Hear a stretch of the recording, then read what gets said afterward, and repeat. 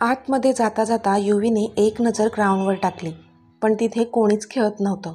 शेवटी ती हिरमुसली आणि तिच्या क्लासमध्ये जाऊ लागली. पण इतक्यात समोरून खूप जणांचा खोळका येताना त्यांना दिसला. तशा त्या चौघीजणी बाजूला झाल्या. पण जसं युवीने समोर पाहिलं तर आश्चर्याने तिचे डोळे मोठे झाले, कारण त्या ग्रुपसोबत पोलिसही होते. पण खरा धक्का तर तिला तेव्हा बसला जेव्हा त्या पोलिसांच्या बरोबरमध्ये आदित्य होता. आणि तो खूप विनवणीच्या स्वरात त्यांना काहीतरी सांगत होता, जे ते पोलीस अजिबात ऐकून घेत नव्हते. आता पुढे. Inspector, please listen. I have done nothing. I am innocent. Inspector, please माझं ऐकून तरी घ्या. मी काहीच केलेलं नाही आहे. मी निर्दोष आहे. आदित्य जीव तोडून त्या पोलिसांना सांगत होता, पण ते काही ऐकून घेत नव्हते. Principal, please tell them. I can't do anything like this. My record is in sports section. I have given so many prizes to this college. Sir, please तुम्ही तरी त्यांना सांगा. मी असं काहीच करू शकत नाही. माझा रेकॉर्ड आहे स्पोर्ट्स सेक्शनमध्ये. मी ह्या कॉलेजला कितीतरी बक्षिसं मिळवून दिली आहेत. आदित्य प्रिन्सिपलना विनवणी करत होता. Inspector, take this. Today only because of you our college name is in the dust. Inspector, ह्याला घेऊन जा. आज फक्त तुझ्यामुळे आमच्या कॉलेजचं नाव धुळीला मिळालंय. प्रिन्सिपल रागाने आदित्यला बोलले. त्यावर आदित्य पण हतबल होऊन प्रिन्सिपलकडे पाहत राहिला. युविका हे सगळं पाहत होती. तिला कळत नव्हतं काय चाललंय. ती एकदा आदीकडे तर एकदा त्या पोलिसांकडे पाहत होती. आदीला तसं बघून तिच्या हृदयात कळ उठली. काय झालं असेल? ती स्वतःलाच प्रश्न विचारू लागली. पोलीस आदीला घेऊन जात होते आणि युविका मात्र त्याच्याकडे अगदी निमिषमात्र नयनांनी पाहत होती. अगदी ते त्याला गेटमधून बाहेर नेईपर्यंत. तिच्या डोळ्यात आता आसवांची गर्दी जमा झाली होती. हे युविका, व्हॉट हॅपन? तिच्या डोळ्यातलं पाणी पाहून नीतीने विचारलं. नथिंग. काहीतरी गेलं डोळ्यात. युविका आता गडबडून बोलली. खूप प्रयत्नांनी ती तिच्या डोळ्यातलं पाणी अडवत होती, जेणेकरून कोणाला दिसू नये. पण हृदयात दुखत होतं त्याचं ती काहीच करू शकत नव्हती. मग त्या त्यांच्या क्लासमध्ये जाऊन बसल्या. पण सगळीकडे एकच चर्चा होती. ॲडीला पोलीस पकडून घेऊन गेले. तिला पण जाणून घ्यायचं होतं, पण हिंमत नव्हती होत कोणालाच विचारायची. Hey hi, did you know today's breaking news? तुम्हाला कळली का आजची ब्रेकिंग न्यूज? समोरून एलिना येऊन त्याच्यासोबत बसत बोलली. तसा युविकाने एक जळजळीत कटाक्ष तिच्यावर टाकला. म्हणजे कसं कोणी एखाद्याबद्दल असं बोलू शकतं? तिला क्षणात आधीचा हतबल चेहरा समोर आला. हे, तुम्हाला कळलं का? आज ॲडीला पोलीस पकडून घेऊन गेले, एलिना बोलली. हो, आम्ही पाहिलं ते. पण काय गं, काय झालं? म्हणजे असे डायरेक्ट पोलीस कॉलेजमध्ये येऊन त्याला घेऊन गेले? नीतीने विचारलं. आता एलिना काय सांगते ह्याकडे युविका कान टवकारून पाहत होती. He rape a girl in the college.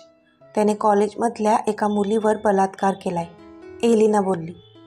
What? Yuvika आता जागची उठून ओरडून बोलली. तिला खूपच मोठा शॉक लागला होता. ती आतून हलली होती. इतकी की आता काय रिॲक्ट व्हावं ते पण तिला कळत नव्हतं. ते ऐकूनच हृदयातून एक कळ आली. म्हणजे ज्याचं समोर असणं, वागणं, हसणं तिला आवडत होतं, तो इतक्या खालच्या पातळीचं कृत्य करेल हे काही तिच्या मनाला पटलं नव्हतं. हे, काम डाऊन युविका, एलिना बोलली. सगळेच तिच्याकडे विचित्र नजरेने पाहत होते, कारण ती ओरडलीच इतक्या जोरात होती. तुला काय झालं इतकं ओरडायला युवी? नीती बोलली. नाही, काही नाही. म्हणजे हे हॉरिबल आहे, युविका खाली मान घालून बोलली. हो, हॉरिबल तर आहे, पण हेच ट्रूथ आहे, एलिना बोलली. पण तो ॲडी तर पोलिसांना आणि प्रिन्सिपलना खूप विनवणीने सांगत होता की तो निर्दोष आहे म्हणून. युविकाने पुन्हा तोंड उचकटलंच. तिला राहवतच नव्हतं. कदाचित हे सर्व खोटं असावं आणि तो निर्दोष असावा असं तिला वाटत होतं. युविका, सगळेच गुन्हेगार असंच बोलत असतात. ते थोडी ना आपला गुन्हा असा पटकन मान्य करतात.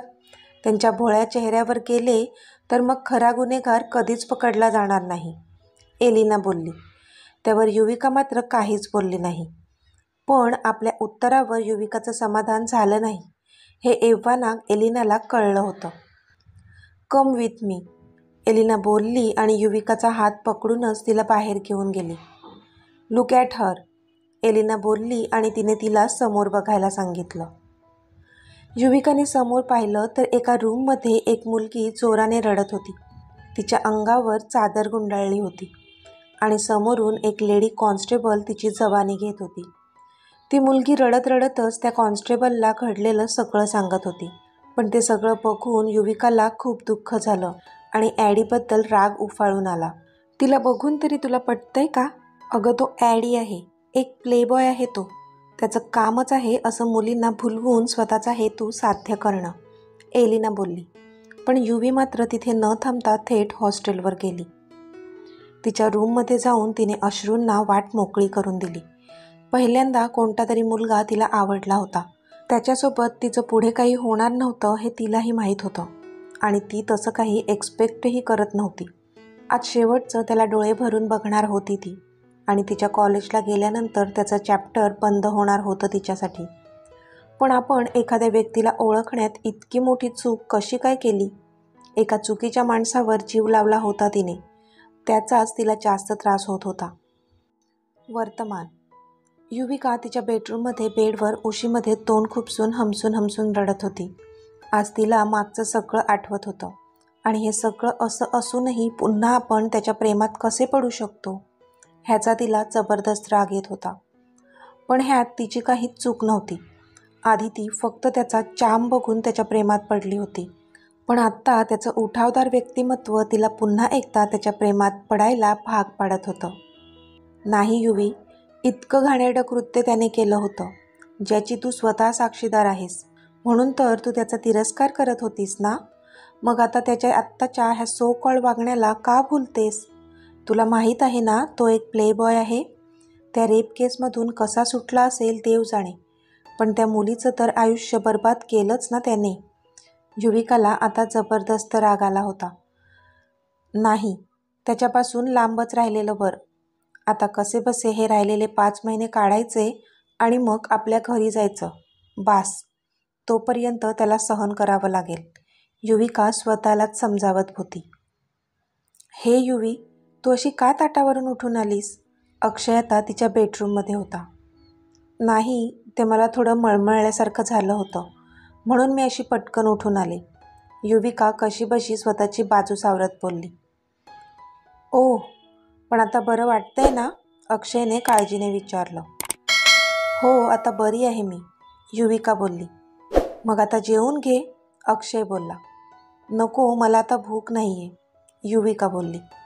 ओके, चल मग तू आराम कर, अक्षय बोलला आणि निघून गेला.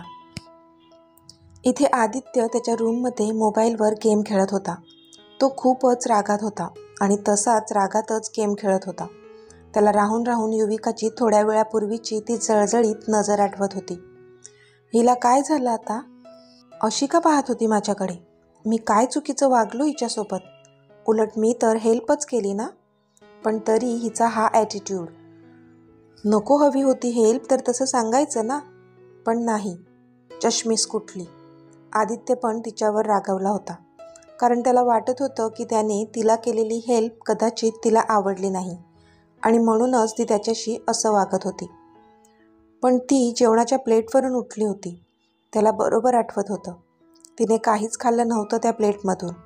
ओह, पण मी काय इतकी काळजी करतो तिची? मला काय येऊन पडलंय? शिट यार, गॉड प्लीज आता तरी तिचे विचार थांबव माझ्या डोक्यातले, तो स्वतःशीच बोलत होता. पण पुन्हा त्याला आठवलं की तिचे पिरियड सुरू आहेत आणि तिला त्रास पण होत होता.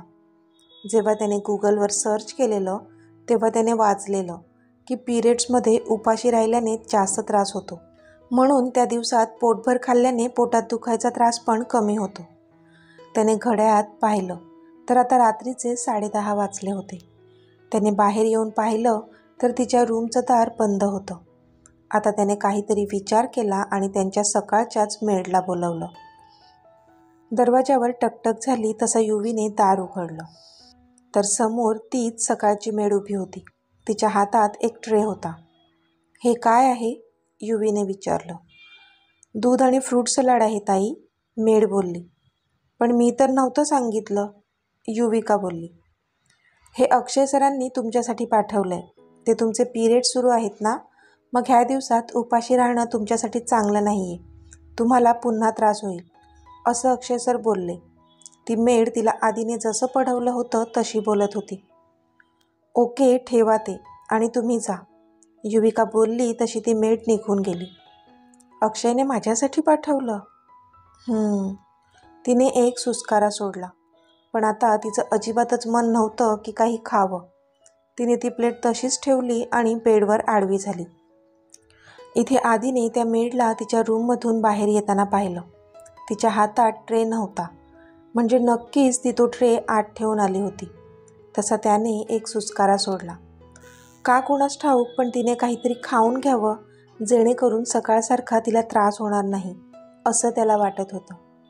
आणि संध्याकाळी आपण केलेली हेल्प तिला आवडली नव्हती, असं त्याला वाटत होतं. म्हणून त्याने त्या मेडला अक्षयचं नाव सांगण्यास सांगितलं. म्हणजे ती नक्कीच त्या दूध आणि फ्रूट सलाडसाठी नाही म्हणणार नाही. आता तो पण निवांत झोपी गेला. इथे युविका बेडवर होती, पण झोप लागत नव्हती. डोळ्यांतून अश्रू वाहत होते. आदित्यचे गुण पुन्हा डोळ्यांखालून झरझर जात होते आणि तिला त्रास होत होता. त्यातल्या त्यात आता पुन्हा पोटात दुखू लागलं होतं. शेवटी ती उठली आणि पोटाला गच्च पकडून बेडवर बसली.